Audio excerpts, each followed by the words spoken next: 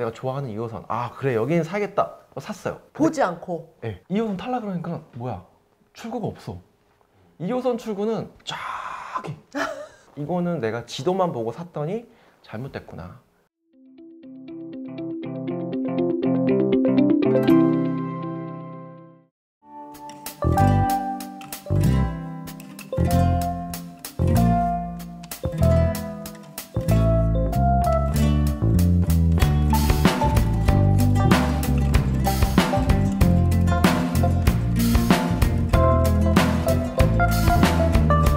오피스텔 얘기 좀 계속 해볼게요. 네. 앞서서 성공 사례들을 이제 많이 말씀을 해주셨는데 또 오피스텔 실패 사례도 있지 않을까요? 제가 네. 대전에서 투자를 하다 보니까 아무래도 손품을 많이 팔았어요. 지도만 보고 이렇게 투자를 했는데 오기가 힘들었군요. 그렇죠. 이렇게 많이 투자를 하는데 서울 전역에 있는 걸 투자를 하다 보니까 그걸 다 할 수가 없어서 손품을 많이 팔았어요. 근데 지도로만 보고 호갱노노 이런 걸로 많이 체크를 했는데 신당역에 있는 YG 캐슬이라는 오피스텔이 있습니다.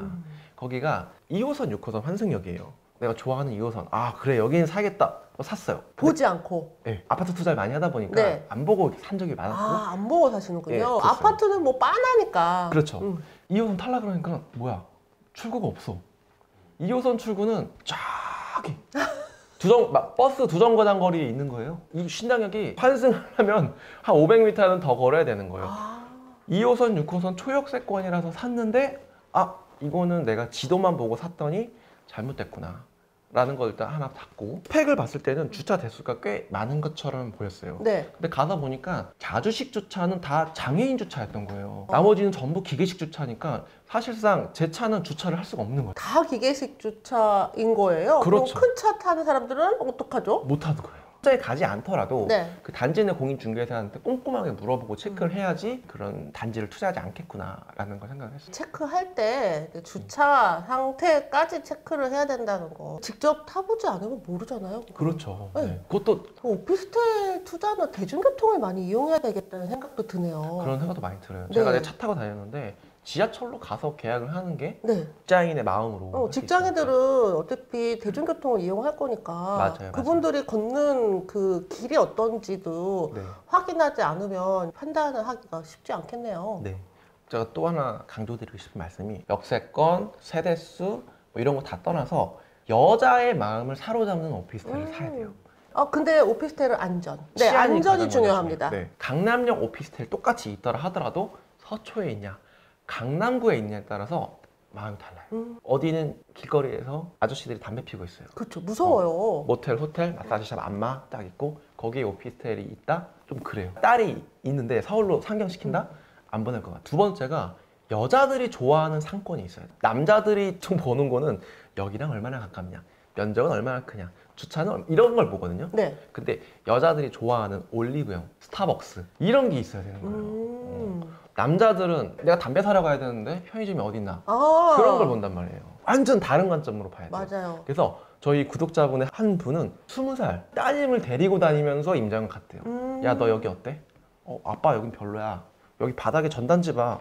알몸 사진 막 세상에. 그런 네, 거, 네. 그런 동네 있잖아요. 그런데 자기는 싫다고 생각도 못합니다. 남자 투자자랑 여자 투자자랑 관점이 180도 달라요. 그래서 무조건 여자의 마음으로 사야 된다. 서울로 유학 보내는 엄마의 마음으로 네, 네. 우리 딸이 그렇죠. 잘 네. 안전하게 있을 수 있는가. 네, 네. 그 물건 고르는 기준이 아주 그냥 딱 명확해졌네요. 명확합니다. 네. 1층에 갔는데 도어 게이트가 활짝 열려 있다? 그런 데는 안 돼. 이거 되게 안전하게 그 꼼꼼하게 꼭 누를 수 있어야 돼요. 딱 그게 제일 좋은 게 도어 게이트 앞에 경비 사무소 있고 게이트 누르고 딱 들어갔는데 엘리베이터 타고 올라가잖아요. 층마다 또 게이트가 있는 데가 있어요. 7층 내린 또 비밀번호 쪽 치고 또 들어가요. 또 치고 들어가요? 네, 잡상이 못 들어가게. 그런 데가 최고죠. 맞아요. 엄마의 마음, 아빠의 마음.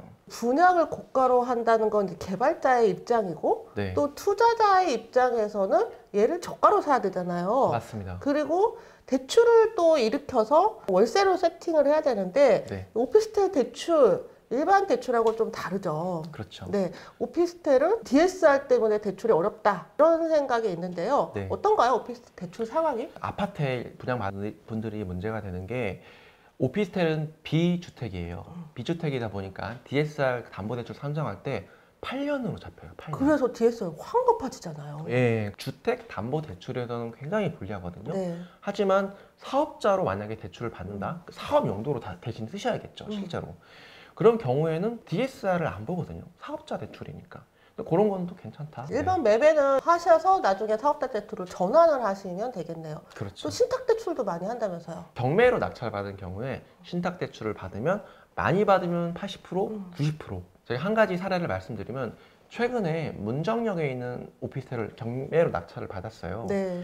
신탁대출로 80%까지 제가 대출을 받았거든요. 네. 그러니까 대출이 안 되는 게 아니에요. 이제 매매로 반공제도 안 하면서 많이 받을 수 있어서 좋습니다. 신탁 대출은 낙찰가의 80%, 네. 반공제 없이 DSR도 상관하지 않고 네. 하네요. 금리가 살짝 높죠. 한 6에서 7%. 6에서 7%면 괜찮네요. 역세권에 있는 물건을 낙찰을 받으면 네. 얘걸로 월세 수익을 당장 내는 것보다는 네.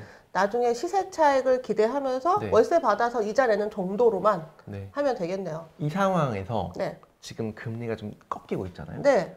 금리만 내려가면은 바로 수익 그럼 구간이 수익이 생기는 나죠. 거예요. 신탁 대출은 원리금 상환인가요? 이자만 낼 수 있어요. 이자만 내기 때문에 네. 수익이 나겠는데요? 그렇죠. 네. 일반 보통 주택담보대출은 네. 1년밖에 이제 거치를 못하고 네. 신탁대출은 이자만 내기 때문에 월세 받아서 원금 상환 안 하면 그 자체로도 수익이 나겠어요. 네. 한 가지 주의해야 될 게 신탁대출은 임차인부터가 꺼려해요. 맞아요. 집주인이 아니거든요. 집주인은 맞는데 등기부등본상을 보면은 교보자산 신탁 이렇게 나와 있고 전세 사기치면 꼭 따라 붙는 게 신탁이에요. 근데 그거는 우리가 분양할 때 하는 신탁대출인데 이 담보신탁대출이랑은 좀 다르거든요. 맞아요. 근데 임차인분들은 그런 것들을 잘 모르시니까 일단 배제하는 경향이 있어요.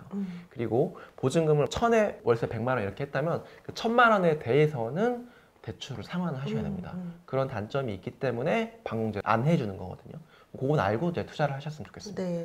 그래서 신탁 대출을 하게 되면 소유권이 서류상으로 이제 신탁회사로 넘어가요. 서류상으로만 넘어가는 거고 실제로 이전되는 건 아닌데 등기부등본에 소유자가 신탁회사로 되어 있으니까 낯설죠. 그래서 잘 설명을 좀. 임차인한테 위험한 거는 보증금을 못 받는 게 위험한 거잖아요. 네. 그러니까 그 보증금을 신탁회사로 들어간다는 건 네.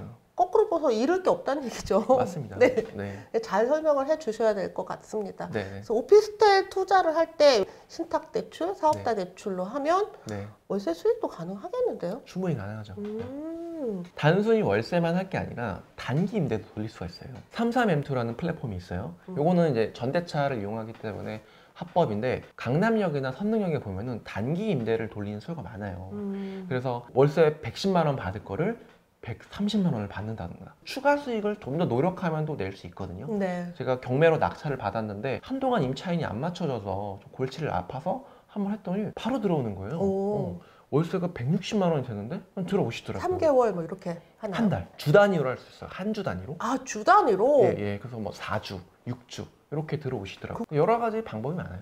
그리고 어떤 분은 업무용 오피스텔을 사서 파티룸으로 창업을 하셨어요. 아, 맞아요. 그래서 오피스텔은 주택이 아니기 때문에 정말 카멜레온 같거든요. 내가 원하는 대로 할 수 있는 거예요. 주택으로 썼다가 단기 임대했다가 파티룸 했다가 사무실로도 쓰고 컨설팅 사무실로도 쓰고 사다리님은 다 주거용으로만 쓰고 있나요? 넓은 면적의 1.5룸인데 공방으로 쓰고 계신 분도 계시고 어떤 오피스텔은 주거용 오피스텔인데 동대문 앞에 있는 거예요. 도매상가 사장님들이 거기를 창고처럼 쓰고 인터넷 쇼핑몰 사무실로 쓰는 거예요.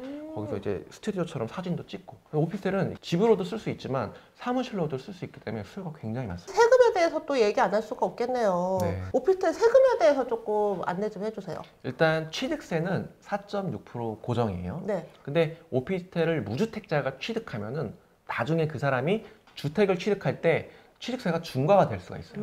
그거는 재산세를 주택으로 내느냐 건축물로 내냐에 따라서 또 달라지거든요. 구청에 미리 물어보셔서 알고 투자하셨으면 좋겠고 종부세도 마찬가지예요.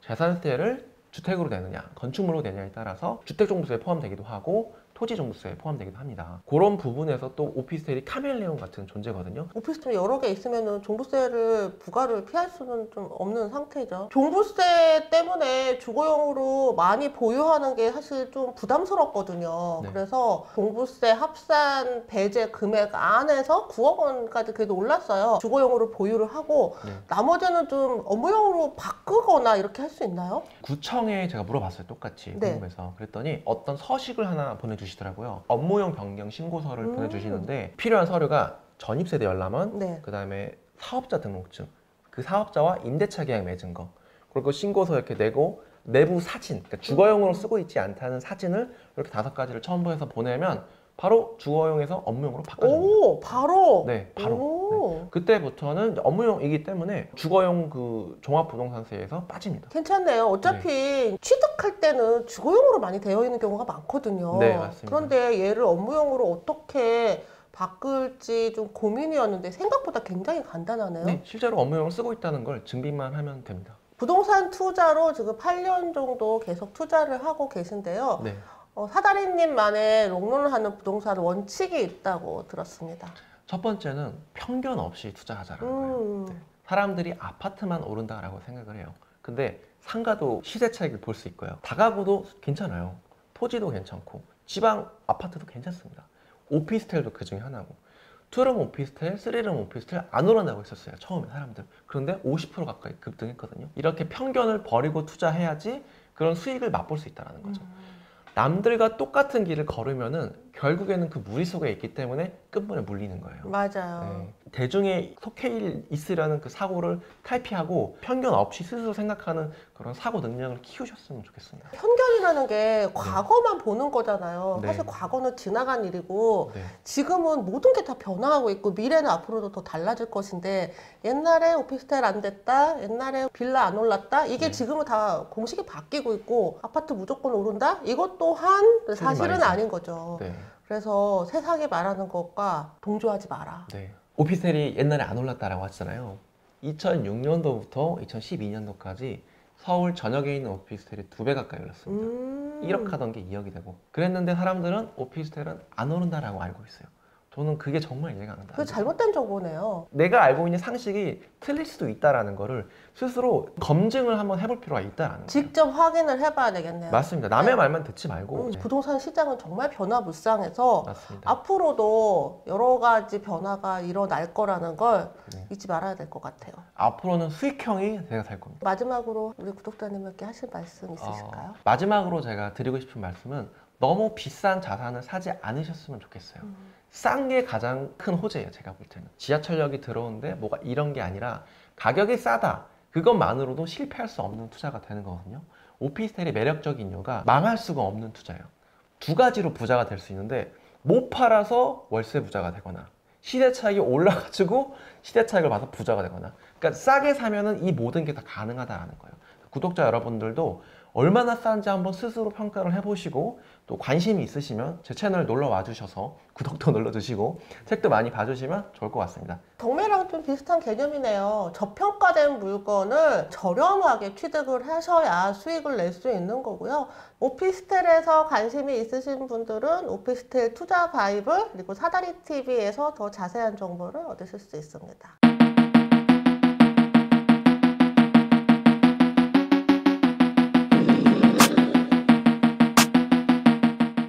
과제부터 보고 낙찰가가 감정가 넘어섰어요.